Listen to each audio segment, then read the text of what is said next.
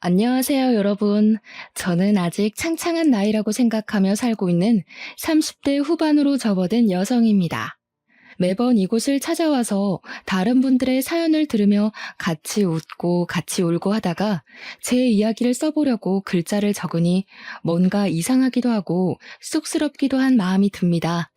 제 이야기를 과연 이곳에 풀어놓아도 다른 분들이 저처럼 웃고 울고 함께 저의 마음을 공감해 줄까 싶은 생각이 들어서 이렇게 글 써도 되나 하는 망설임이 생기기도 합니다. 혹시나 제 이야기가 재미없으면 어떡하지 하는 고민이 드는 이 밤에 아무래도 답답한 속을 달래줄 수 있는 곳은 여기밖에 없다는 생각에 글을 적어 내려갑니다. 저는 아직 적다면 적은 30여 년을 살았지만 다른 분들이 60대, 70대에 겪는 풍파를 모조리 겪었다는 생각을 이상하게 지울 수가 없습니다.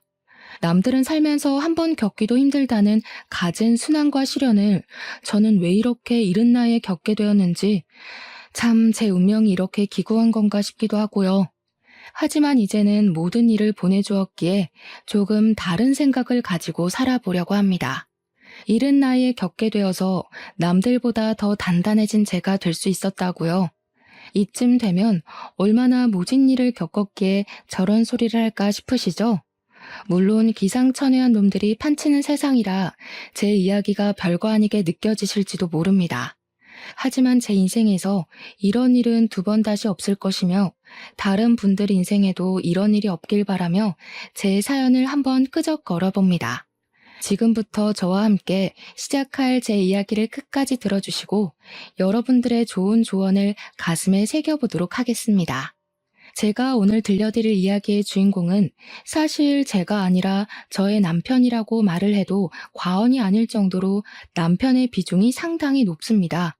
다른 분들도 남편을 남의 편이라 부르며 많은 이야기들을 하시던데 저의 남편은 참으로 특이한 점이 하나 있습니다. 그게 무엇이냐 하면 바로 제 남편이 아주 어마어마한 구두쇠 중에 구두쇠라는 점입니다. 동화책에서나 나오던 스크루지 아저씨 그 인간보다 더하면 더했지 덜하지 않은 사람이죠. 정말 저는 살면서 이렇게까지 돈을 아낄 수 있나? 사람이 이렇게 짠돌이일 수 있나 하는 마음을 매일같이 느끼면서 살았습니다. 왜 그런 남자와 결혼을 했냐 싶으시죠? 처음에 저는 남편의 근검절약하는 모습이 너무 검소해 보이고 신중해 보이고 이 사람이랑 살면 평생 돈 걱정은 안 해도 되겠구나 싶었습니다. 어떻게 보면 그 구두쇠 짠돌이 같은 모습이 제 마음을 움직이게 만든 결정적인 부분이기도 했던 것입니다.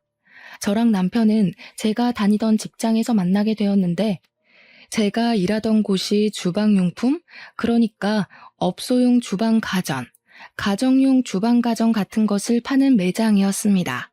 그 매장에서 저는 일개 직원에 불과했지만 우리 남편은 그 커다란 매장을 운영하고 있는 사장님이었습니다.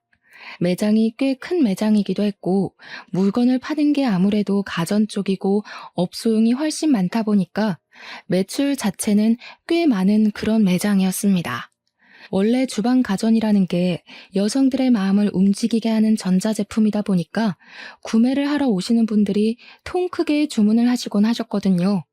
한마디로 남편은 현금을 꽤 만지는 사람이었습니다. 현금으로 사면 살짝 할인도 해드리고 수수료도 조금 빼주고 하고 있기 때문이었습니다. 거기다가 가게에 들어오는 가전들이 중고 가전들도 있었고 새 가전들도 취급을 했는데 다른 매장이 철수할 때 싸게 수입해서 번쩍번쩍 광을 내고 조금 웃돈 받아 팔기도 했었습니다. 철수하는 매장에서 다량으로 물건들이 들어오게 되면 꽤 대박인 수준으로 물건 재판매가 되어서 돈을 굴리기엔 쏠쏠한 매장이었습니다. 아무튼 그런 남편은 돈을 잘 번다는 사람임에도 불구하고 엄청난 짠돌이처럼 굴었는데 사실 연애를 할 당시에는 이 정도까지 짠돌이는 아니었습니다. 돈을 써야 하는 타이밍에는 팍팍 쓰면서 저에게 선물도 잘 안겨주었고 아낄 때는 그 누구보다 아끼며 사치를 절대 하지 않는 계획적인 인간처럼 보였습니다. 거기다가 남편이 저보다 10살이나 연상이었기 때문에 사실 연애를 할 당시에 제가 지나가는 말로 예쁘다 하면 바로바로 결제를 해주는 그런 남자였죠. 한마디로 사랑하는 사람에게만큼은 절대로 돈을 아끼지 않는 이 시대 최고의 남성이었단 말입니다. 하지만 사업장에서는 연애할 때의 모습과는 전혀 다르게 조금 구두쇠처럼 굴기는 했었습니다. 뭐 예를 들면 회식을 할 때 메뉴는 무조건 돼지로 통일이라거나 커피 같은 것도 직원들이 지나가는 말로 아메리카노 먹고 싶다고 말을 해도 믹스커피 타서 냉장고에 넣어두고 먹으라고 모르쇠처럼 굴기도 했습니다. 물론 저는 그렇게 아끼는 모습이 밉게 보이지 않았고 오히려 사람이 계획적으로 돈을 사용하는구나 멋있다 하고 느끼고 있었습니다. 왜 그런 모습이 멋있었냐고요? 그 이유는 저희 아버지께서 돌아가시기 전에 친한 친구분께 보증을 잘못 써주었다가 집이 쫄딱 망하면서 엄청나게 힘들게 살았기 때문이었습니다. 정말 너무너무 먹고 싶은 음식 한번 제대로 먹지도 못했고 사고 싶은 옷이나 화장품 따위의 것들도 사지를 못했습니다. 아버지 친구분의 뒤통수로 인해 그 빚을 전부 막아내고 갚아내느라 아버지께서는 한평생 팔자에도 없는 막노동을 하면서 돈을 악착같이 모으셨습니다. 그리고 그 빚을 몇 년에 걸쳐서 온 가족이 다 갚은 지 2년이 되던 어느 날, 막노동을 하며 얻게 된 폐병으로 인해서 아버지는 세상을 등지게 되었습니다. 저는 정말 그 이후로 보증은 당연한 이야기고 그 어떤 사람에게도 5만 원짜리 한 장 돈을 빌려줘 본 적이 없는 사람이 되었습니다. 저도 돈이 생기면 무조건 저금을 하고 계획을 가지고 돈을 쓰는 사람이 되었던 것입니다. 저도 물론 남편을 만나기 전에 여러 연애를 하면서 살았는데 그때마다 남자친구들이 저에게 짠순이라며 저의 근검절약을 나쁘게 보는 사람들이 덜어 있었습니다. 그래서 저는 저처럼 절약하는 습관이 있는 남자를 만나고 싶다는 생각을 꾸준히 해왔었는데 완벽하게 제 남편이 제가 원하는 모습을 하고 있더라고요. 우리 남편은 정말 심각한 구두쇠지만 저에게만큼은 돈을 아끼지 않겠다고 하지 않았겠습니까? 그러니 제 눈에는 누구보다 1등 신랑감으로 보였던 겁니다. 우리 남편이 저보다 10살이 연상이었기 때문에 사실 얼굴이 좀 많이 늙어 보이기도 했고 몸매도 아저씨처럼 볼품이 없는 사람이긴 했습니다. 하지만 그 모든 단점이 우리 남편의 절약 정신으로 용서가 되었습니다. 저의 앞으로의 미래를 생각하면 편하게 살 수 있겠다 싶은 그런 남자요. 주방 가전을 다루고 있는 매장을 운영해서 그런 건지 주부들의 세심한 고충을 잘 이해하고 있는 내 남편이 얼마나 든든해 보였는지 상상이나 가실까요? 남편이 물건을 사러 온 주부들에게 입만 딱 열면 주부들이 그 언변에 살살 녹아서 물건을 구매해 가곤 했습니다. 이쯤에서 우리 남편의 자랑 아닌 자랑을 멈추고 이야기를 하자면 저는 남편에게 프로포즈를 받았고 결혼을 하기로 했습니다. 아버지가 돌아가신 이후에 쭉 혼자 살고 계시던 저희 어머니께서도 진심으로 기뻐해 주시면서 저의 결혼을 지지해 주셨습니다. 그런데 참으로 이상하게 말입니다.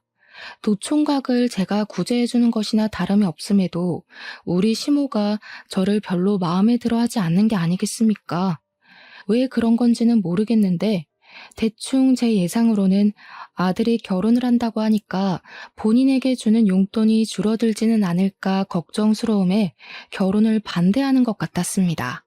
제가 30 중반쯤 결혼을 했으니 40 중반인 아들에게 얹혀서 살고 계시던 시모가 갑자기 아들이 결혼을 한다고 하니 앞으로의 걱정에 막막했던 것이겠죠. 남편이 그동안 시모를 완전히 모시고 살고 있었는데 남편 또한 저희 집처럼 일찌감치 시부를 떠나보내고 시모 혼자서 남편을 키운 한부모 가족이었기 때문이었습니다. 하지만 시모는 저희 어머니와는 조금 다르게 근검절약과는 거리가 있는 사람이었습니다. 이상하게 시모는 사치를 즐기시는 것 같더라고요. 시댁에 인사를 드리러 방문을 했는데 방 한 칸이 시모가 모은 명품백과 명품 옷들로 가득 차 있는 걸 보고 상당히 놀랐다고나 할까요? 오히려 젊은 저보다 명품 브랜드를 훨씬 많이 알고 매번 새로 나오는 신상품들도 줄줄이 꿰고 있었습니다. 시모의 탐탁지 않음을 견뎌내고 결혼식을 올리고 신혼생활이라는 것을 시작하게 되었는데 진짜 결혼한 지 한 일주일쯤 지났을까요? 황당한 일이 벌어지게 되었습니다. 갑자기 남편이 운영하던 매장에 세무조사가 들어오게 되었는데 남편이 보유한 현금과 주식에 대한 세금을 내야 한다고 신고를 받았다고 하더라고요. 누가 했는지 모르겠지만 남편이 그동안 뒤로 몰래 숨겨놓은 현금들이 꽤 있었고 세무조사가 들어오게 되면서 남편은 그 돈을 다시 옮겨놔야 했습니다. 남편은 세금을 줄이기 위해서 백방으로 발에 땀이 나게 돌아다니며 물어본 결과 보유하고 있는 주식들만 와이프에게 양도를 해도 세금이 줄어들 것이란 이야기를 듣게 되었습니다. 남편은 세금을 내는 돈이 세상에서 제일 아까운 돈이라고 하면서 저에게 주식을 양도해주겠다고 이야기를 했고 사실 저는 끼름칙해서 싫다고 했습니다. 남편은 줄기차게 부부간에 양도를 하는 것이라며 절대로 법적으로 문제될 일이 없으니 안심하라고 저에게 주식을 대거 옮겨두었습니다. 사실 저는 세금이라는 건 국민이라면 누구나 내야 하는 부분이고 이런 행동이 탈세라는 행동이라 생각을 하고 있었습니다. 마음 같아서는 끝까지 받고 싶지 않았죠. 이렇게까지 귀찮은 짓을 벌이며 세금을 내지 않으려고 하는 남편이 이해가 가지 않았습니다. 결혼한 지 3개월이 지났을 때부터 저는 점점 남편에게 실망할 만한 일들이 생기기 시작했습니다. 남편은 병적으로 저에게 돈을 주는 것을 싫어했고 돈을 아끼기 시작했습니다. 어떤 일까지 있었냐 하면요. 제가 올이 나간 스타킹을 버리려고 하자 남편이 득달같이 달려와서는 멀쩡해 보이는데 이걸 왜 버리냐고 잔소리를 하더라고요. 올이 나가서 신을 수가 없다고 했더니 다 사용할 곳이 있다고 하면서 욕실에서 거의 다 쓴 조각난 비누들 있죠? 그걸 모아둔 통을 들고 오는 게 아니겠습니까?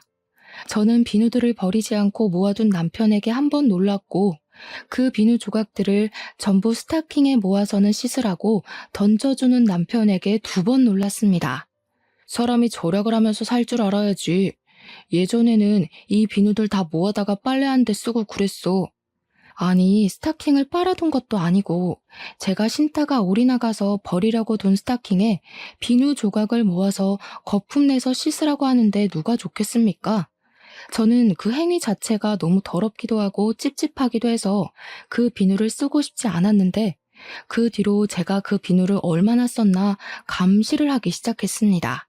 그런 숨막히는 분위기 속에서 신혼생활의 분위기가 좋았으면 얼마나 좋았을까요? 그러다 저희에게도 아주 좋은 소식이 찾아오게 되었습니다. 결혼 6개월 차가 되었을 때 제가 임신을 하게 되었던 것입니다. 임신과 출산을 해보신 분들은 잘 아시겠지만 입덧이라는 게 제 마음처럼 조절이 되는 것이 아니지 않겠습니까? 이상하게 먹을 것이 너무 당기는 바람에 살이 어마어마하게 올랐습니다. 제 몸무게가 결혼할 때쯤 50kg 정도였는데 만삭 때 무게는 76kg가 될 정도로 살이 엄청나게 붙게 되었습니다. 오죽하면 병원에서도 임신 당뇨가 올 수 있으니 조심해야 한다고 과일이나 당류를 먹지 말라고 경고를 할 정도였으니 상상이 가시겠죠. 처음에 살이 붙기 시작했을 때 남편은 임신했으니까 살이 붙는 건 당연한 거라고 마음껏 먹으라고 저를 안심시켜 주었지만 날이 갈수록 불어나니 눈치를 주더라고요. 임신 기간 내내 대놓고 먹지 말라고는 하지 않았지만 그렇게 먹으면 속이 더부룩하지 않냐, 집안 살림 거덜내겠다 하면서 은근히 먹지 말라는 신호를 주었습니다. 저희 친정어머니께서는 제가 임신을 했다고 하니 좋은 걸 먹이고 싶어서 반찬도 가져다 주시고 제철 음식도 매번 해서 주셨습니다. 하지만 시모는 살이 찐 저를 보면서 저러다가 소박을 맞는 거 아니냐면서 적당히 살을 찌우라고 잔소리를 멈추지 않으셨습니다. 우리 아들이 퍽이나 그런 몸매를 한 여자한테 마음이 동하겠니? 살이 쪄도 어쩜 저리 뒤룩뒤룩 찐 건지 보기 흉하다. 그렇게 서러운 임신 기간을 보내고 출산을 한 뒤로 정말 이래도 되나 싶을 정도로 지옥 같은 육아를 시작하게 되었는데 이상하게 몸무게는 별로 빠지지 않더라고요. 누가 그런 소리를 했었는데 육아는 운동이 아니라 노동이라고. 노동은 절대로 살이 빠지지 않는다고요. 아무튼 그렇게 열심히 아이를 돌보고 밥도 제대로 못 먹고 했는데도 불구하고 살은 60kg 초반에서 더 이상 빠지지 않았습니다. 결혼을 할 당시보다 10kg 이상 살이 올라붙었으니 제 모습이 얼마나 미워 보였겠습니까? 남편이 저와 같은 방에서 자는 걸 거부하기 시작했습니다. 당신이 싫어서 각방을 쓰겠다는 게 아니라 애가 밤마다 울어대니까 시끄러워서 내가 같이 잠을 잘 수가 없잖아. 나는 내일 출근을 해야 하는 사람인데, 어? 내가 잠 못 자서 출근 못하면 돈은 누가 벌어올 거야? 애 때문에 잠을 푹 못 자니까 내일 일에 지장이 생기잖아. 아무튼 따로 잘 테니까 그런 줄 알아. 저는 그런 남편에게 배신감이 느껴지기도 했고 서럽기도 했지만 생활비가 전부 남편의 주머니에서 나오고 있었으니 어쩔 수가 없었습니다. 아이가 생후 10개월을 막 넘겼을 때 갑자기 열이 엄청나게 나면서 온몸이 새빨갛게 달아오르고 아기가 힘없이 축축 늘어지기 시작했습니다. 하필이면 그날이 금요일 밤이었고 병원 문이 열려있는 곳이라고는 응급실밖에 없는 상황이었습니다. 애는 열이 너무 올라서 그 작은 몸으로 온몸을 부들부들 떨며 경기를 일으키는 지경이 되었는데 남편은 태연하게 휴대폰만 만지고 있는 게 아니겠습니까? 뭐해? 빨리 옷 입어요. 우리 애 이러다가 큰일 나겠어. 빨리 응급실이라도 가요. 아니 고작 열 좀 나는 걸로 뭘 응급실이야? 그냥 해열제나 먹이고 땀이나 닦아주면 된다던데. 지금 응급실 가면 돈만 비싸고 처방해주는 건 다 똑같아.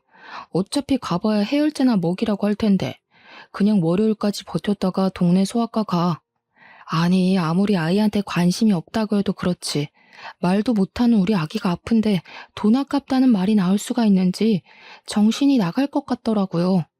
저는 열 경련을 일으키는 아이의 열을 내리려고 온몸을 미지근한 수건으로 닦아주고 있었는데 그 물이랑 수건을 너무 화가 나서 남편에게 던져버렸습니다. 당신이 그러고도 애 아빠야? 사람이야? 애가 아픈데 휴대폰만 만지고 있으면서 아무것도 안 하는 게. 아이씨, 오래간만에 쉬는 날인데 별걸로 다 난리야. 그러더니 저를 째려보면서 축축하게 젖은 옷을 벗어 거실 바닥에 아무렇게나 던져두고는 방으로 쑥 들어가는 게 아니겠습니까?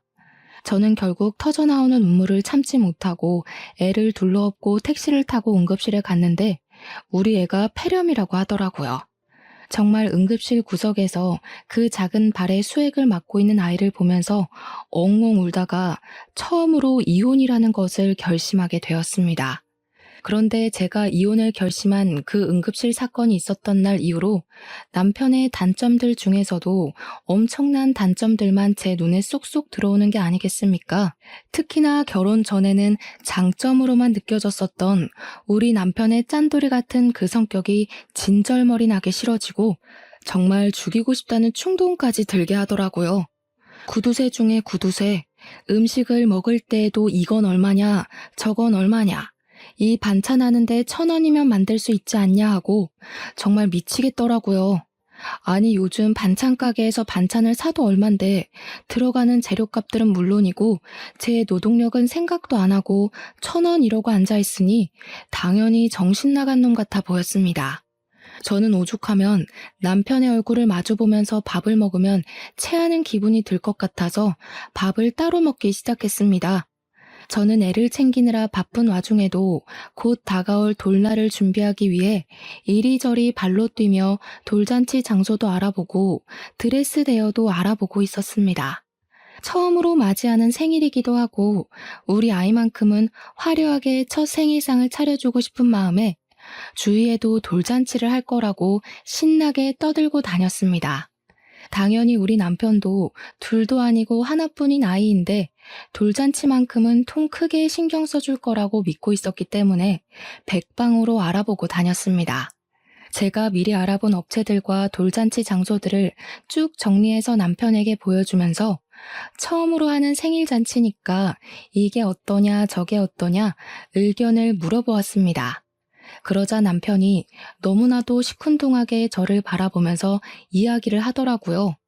어차피 첫 생일 애도 기억 못하는 건데 그냥 대충대충 싸게 하자. 돌잔치 오는 손님들한테 금이나 받고 현금이나 챙기는 거지. 누가 요즘 돌잔치에 이렇게 비싼 돈을 태워? 그중에 제일 싼데 아무거나 해 그냥. 손님들 어차피 뭐 즐기려고 오는 것도 아닌데 구색 맞추기잖아. 그래도 우리 아이 첫 생일인데 어떻게 대충 하자는 말이 나올 수 있어요? 대부분 다 나처럼 생각한다니까. 오는 게 있으면 가는 것도 있다. 딱 이 마인드로 참석하는 거야. 돈만 잘 챙기면 되니까 대충 싼 곳 잡고 뷔페도 저렴한 거 해. 남편은 그 뒤로 정말 아이의 돌잔치 계획에 단 한 줄의 의견도 첨가하지 않았고, 저는 서운한 마음을 가득 안고 여러 업체를 알아보고 결정을 내렸습니다. 남편에게 이 정도 돈이 들어갈 것 같다고 말을 하니까 뭐가 그렇게 비싸냐고 더 싼 곳으로 알아보라고 저에게 핀잔을 주는 것이 아니겠습니까? 뭐만 하면 돈돈거리니까 저도 서운하고 기분이 나빠서 친구들을 만나 수다라도 떨고 와야겠다는 생각이 들더라고요. 그런데 남편이 정말 생활비로 주는 현금이 엄청나게 적기도 했고, 카드를 쓰면 카드 내역이 전부 남편에게 문자로 전송이 되고 있었습니다. 밥 한 끼 밖에 나가서 사 먹는 일이 쉽지 않았다는 이야기죠. 그래서 창피하긴 했지만 남편에게 친구들을 만나러 나가게 현금을 조금 달라고 했습니다. 내가 준 생활비는 다 어디에다 쓰고 돈을 달라고 그래? 그렇게 사람이 계획 없이 살 거야? 잔소리를 실컷 하며 사회생활에서 받은 스트레스를 저에게 다 쏟아내더니 현금 딸랑 2만 원을 주더라고요. 친구들 만나서 얻어먹을 줄도 알아야 한다고 하면서 커피값으로 2만 원이면 충분하지 않냐고 하는데 그 돈을 받으면서 제 처지가 어찌나 서럽게 느껴지던지 친구들을 만나서도 이런 이야기는 차마 못하겠더라고요. 10살이나 많은 남자에게 시집가서 거의 노예나 다름없는 생활을 하고 있다는 걸 제 입으로 어떻게 말을 하겠습니까? 그런데 아주 통쾌하고 기가 막힌 나름의 복수를 할 기회가 찾아왔습니다. 저희 아이가 돌잔치가 있던 그 해가 어머님의 칠순인 해와 겹치게 되었는데 생일도 비슷한 시점이었던 것이었습니다.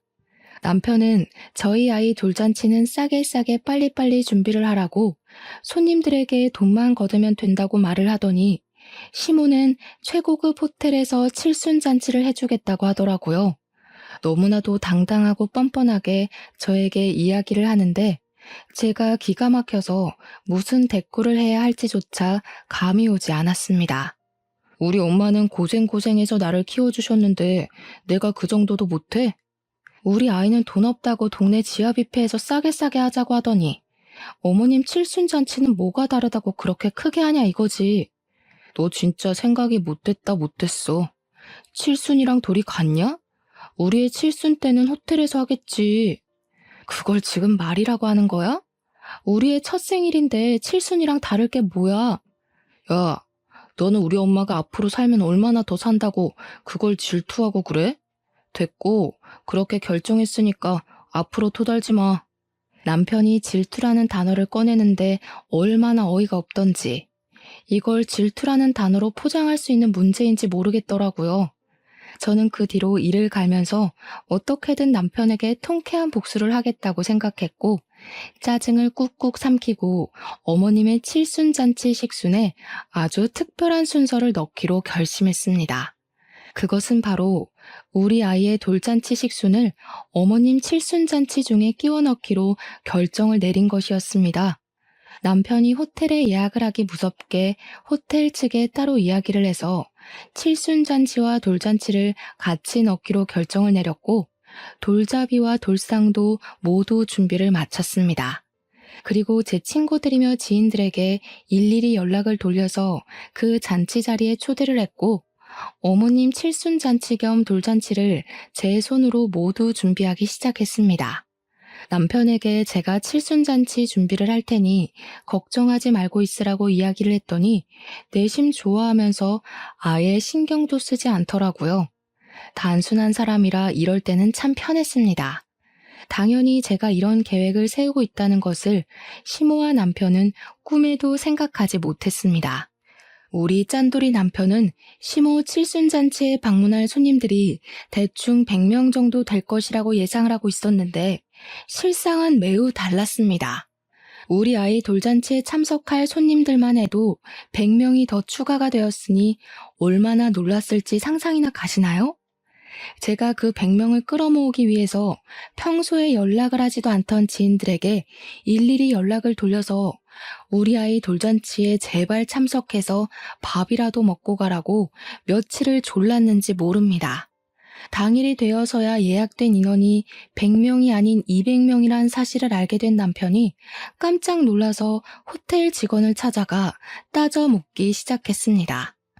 호텔에서 하는 잔치다 보니까 예약 인원수대로 식사가 코스 요리로 준비가 되었고 남편이 예상한 금액의 2배가 나오게 생겼으니 정신이 빠진 사람처럼 분주하게 돌아다니더라고요. 아니, 저희가 예약한 건 100명인데 왜 200명으로 되어 있습니까? 홀을 헷갈린 거 아닌가요? 이렇게 큰 장소를 예약하지 않았는데? 지난번에 손님 200분으로 변경하신다고 전화 받았었는데요. 남편은 직원이 당황해하며 예약 변경된 인원이 맞는다고 말을 하자 울그락푸르락해져서는 저에게 무슨 짓을 했냐고 소리를 치며 대기실로 찾아왔습니다. 그런데 제가 이미 드레스로 갈아입은 상태였고 저희 아이도 돌잔치 드레스를 입고 있으니 남편이 입을 떡 벌리면서 뒤이어 말을 못하더라고요. 저는 남편에게 아주 태연하게 턱시도를 건네면서 어서 갈아입으라고 했고 남편은 손에 들린 옷을 보면서도 이게 무슨 일인가 의아해했습니다. 한복까지 곱게 빌려 입고는 칠순잔치 한다고 아침부터 신나서 미용실에 가서 화장까지 받고 온 시모는 저와 아이의 모습을 보고 당황해하더라고요. 당연히 본인이 주인공인 줄 알았는데 더 화려한 모습으로 나타난 며느리와 손녀를 보고 입이 떡 벌리신 거죠. 그 모습이 어찌나 통쾌하고 쌤통이던지 마음 같아서는 제자리 뛰기라도 하면서 만세를 부르고 싶었습니다. 어차피 당신이 돈을 아끼라고 했으니까 어머님 칠순잔치 때 우리 아이 돌잔치도 하면 되겠다 하고 생각했지. 당신도 얼른 옷 갈아입고 와.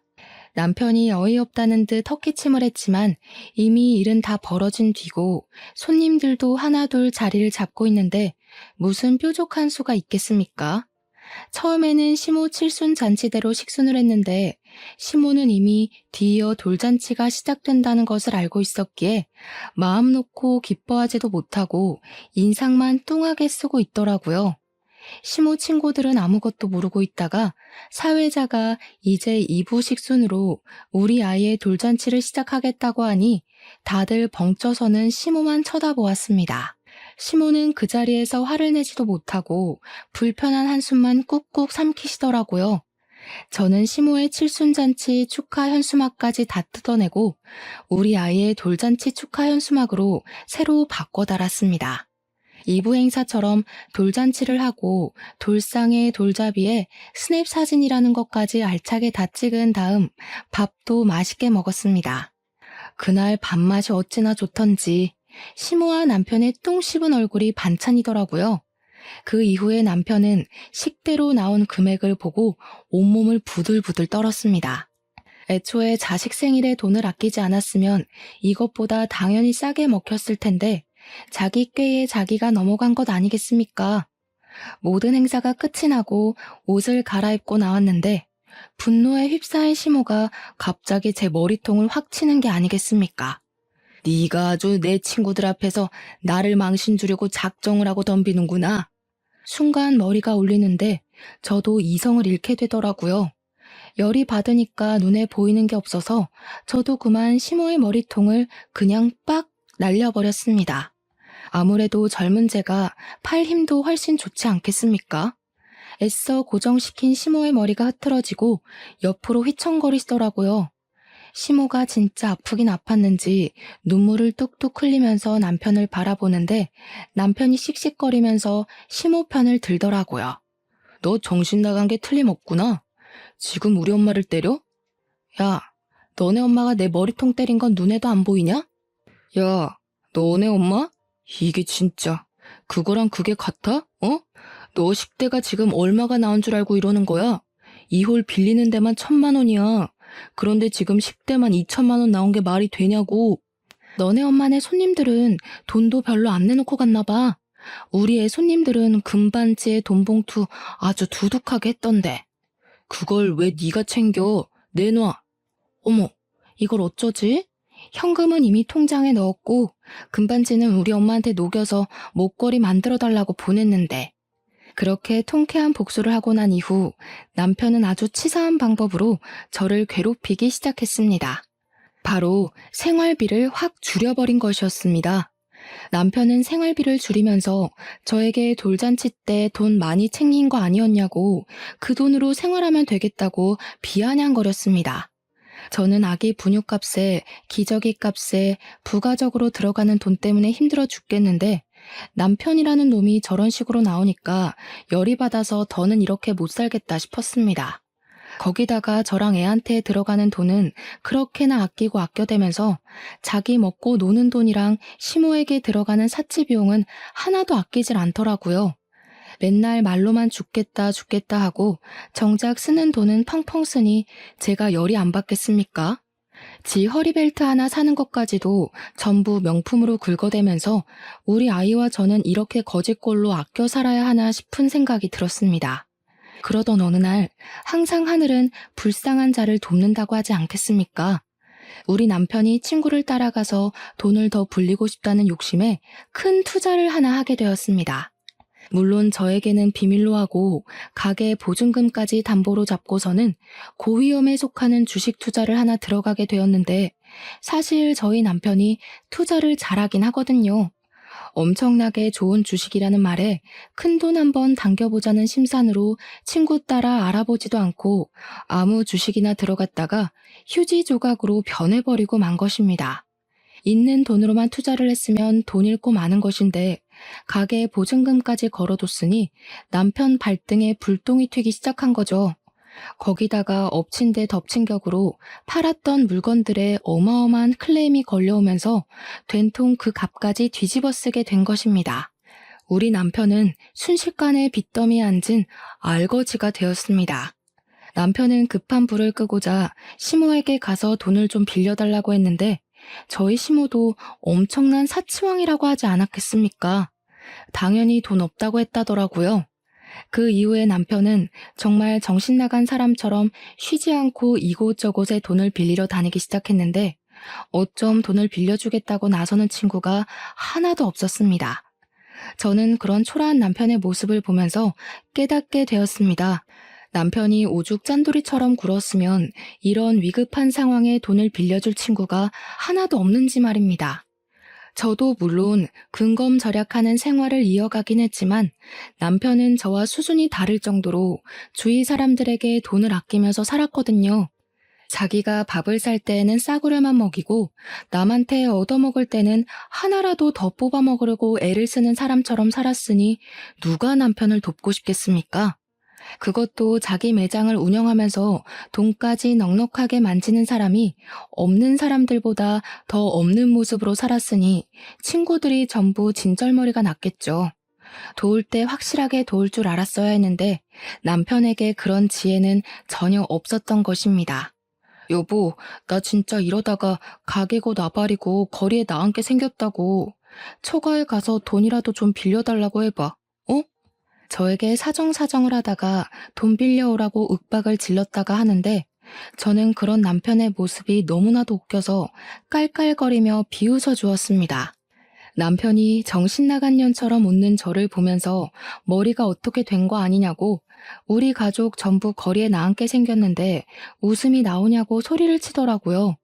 저는 그런 남편에게 정색을 하며 이야기를 했습니다. 왜 웃으면 안 돼? 그동안 지사치하는데 돈 쓰고 할 때는 아까운 줄 모르고 팍팍 쓰더니 이제 와서 아쉬우니까 친정 타령? 우리 집에 도대체 뭘 해준 게 있다고 우리 엄마 돈을 가져오라고 하는 건데? 당신 진짜 양심 없다. 가족이니까 당연히 사이가 힘든데 한 푼이라도 더 쥐어줘야 하는 거 아니냐? 어? 당신은 우리 엄마한테 뭐 하나 해준 거라도 있어? 사람이 어떻게 매번 주거니 받거니 해. 이번에 도와주시면 내가 또 언젠가 도움이 될 날이 있지 않겠냐고. 지금 당신 꼴을 보면서 이야기해.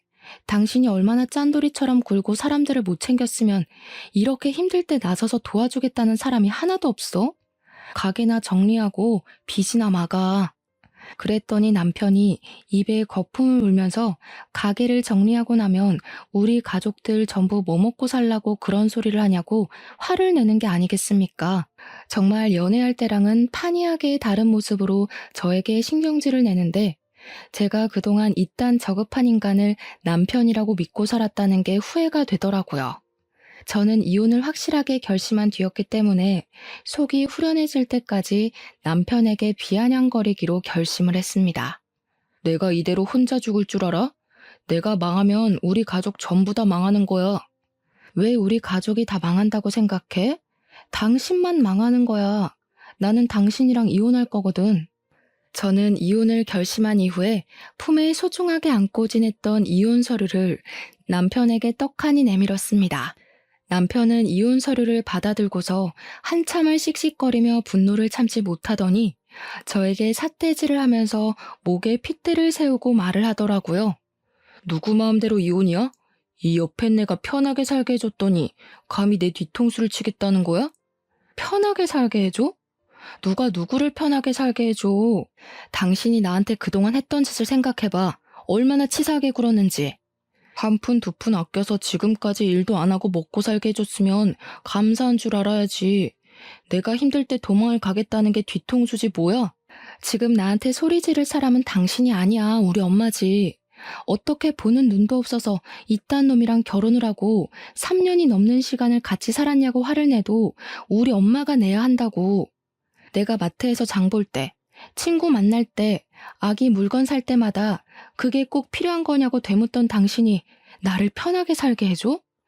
너네 엄마가 명품백 살 때는 돈 한 번 아낀 적이 없으면서 내가 장바구니 하나 살 때마다 눈치를 주던 당신이 그런 소리를 해? 그렇게 아껴 살아서 겨우 한 짓이 투자 실패라니. 당신 벌 받은 거야. 나는 절대 이혼 못하니까 그런 줄 알아. 어디 옆에 내가 집에서 애나 돌보고 집안일이나 할 것이지 큰 소리를 떵떵 치고 살아. 누구 마음대로 못해준다 만다야? 당신이 못하겠다고 버티면 나는 소송이라도 할 테니까 그런 줄 알아. 제가 소송까지 불사르겠다고 하자 남편은 씩씩거리다가 갑자기 소리를 꽥 지르면서 저에게 생각난 듯 말을 했습니다. 내가 신혼 초에 넘겨놨던 주식 있지? 그거 그대로 있지? 네가 가진 내 주식 다시 내 계좌로 돌려놔. 그거면 급한 불 맞고도 남지. 내놔. 처음에는 남편이 무슨 말을 하는지 이해를 못하고 있다가 곰곰이 생각을 해보니 남편이 세금을 덜 내려고 제 계좌로 옮겨두었던 주식이 생각나게 되었습니다. 저는 남편에게 끝까지 유익한 일을 하고 싶지 않았기 때문에 발악하는 남편을 두고 간단하게 챙긴 짐을 들고 친정으로 도망치듯 나왔습니다. 남편은 제가 이러다가 말겠지 하고 생각을 했는지 저를 찾아오지도 않고 메시지만 열심히 보내더라고요. 지금 돌아오면 용서해주겠다, 생활비를 더 줄여버리겠다 하는 아주 추잡한 메시지들을 보내면서 저에게 주식이나 빨리 확인해보라고 하더라고요. 저는 남편의 마지막 메시지를 확인하고 생각이 나서 힘들게 주식 앱을 설치하고 들어가서 잔고를 확인해 보았습니다. 그리고 저는 너무 놀라서 입을 틀어막게 되었습니다. 글쎄 그 주식이 그 3년 사이에 10배가 넘게 펄쩍 뛰어오른 것이 아니겠습니까? 저는 정말 제 눈을 비비면서 이게 뭔가 싶어 0이 붙은 숫자를 다시 한번 확인했습니다. 마치 로또를 맞아도 이런 금액을 맞을 수 없을 것이다 싶을 정도로 제 현실을 의심하게 되었고 정말 이 돈이 내 계좌에 들은 잔고가 맞나 몇 번을 확인했습니다. 아무리 눈을 비비고 팔을 꼬집고 해도 그 돈은 그대로 제 계좌에 들어있더라고요. 그 주식이 연예계 엔터테인먼트 회사 주식이었는데 아이돌 그룹이랑 배우들이 성공을 하면서 회사 자체가 몇 년 사이에 대박이 났다는 것입니다. 해외 진출에도 성공하게 되면서 외국 투자자들이 탄탄하게 투자를 했고 그 덕으로 대박이 터져서 엄청나게 성장을 한 회사라고 하더라고요.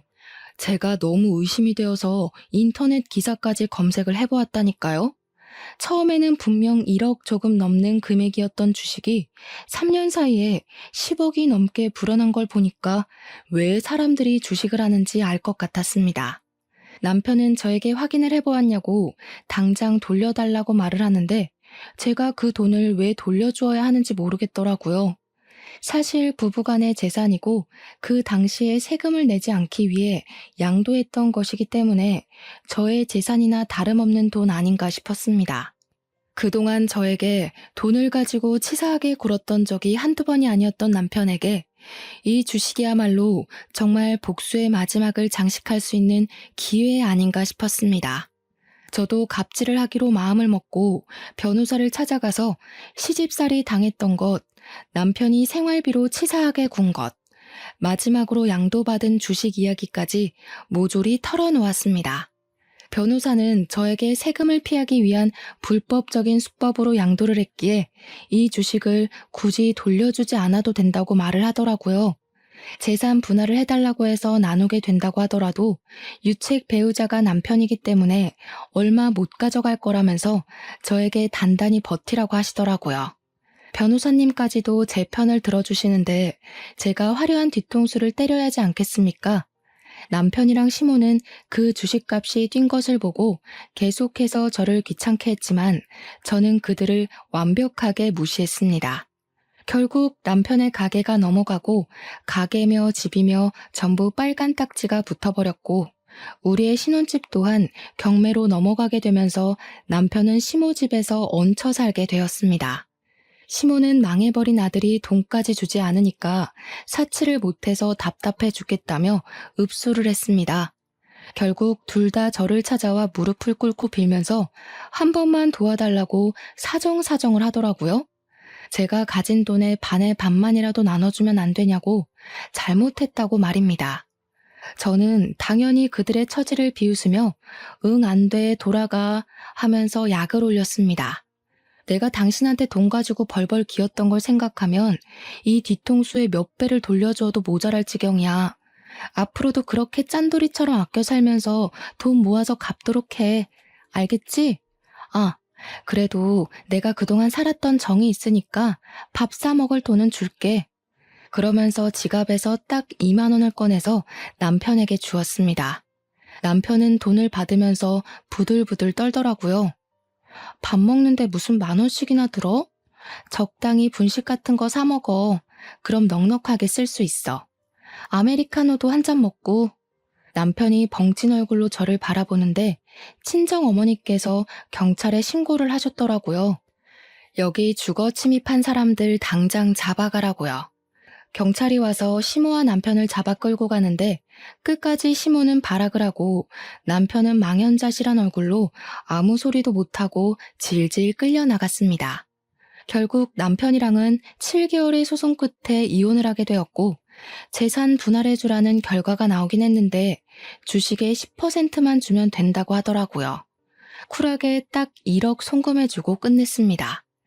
저는 남편 덕에 공짜로 얻은 돈으로 우리 아기를 잘 키우면서 행복하게 살고 있어요. 거의 9억이 넘는 돈이 생긴 덕분에 지금은 친정 어머니와 함께 여유 있는 생활을 즐기는 중입니다. 해외까지는 아니지만 국내 여행도 자주 다니고 있고 우리 아이를 위해 부족함 없이 지내고 있어 몸도 마음도 건강해지고 있답니다. 여러분께서 큰 결정을 내릴 때 저의 이야기가 도움이 되길 바라면서 오늘 저의 사연은 여기서 마치도록 하겠습니다. 감사합니다.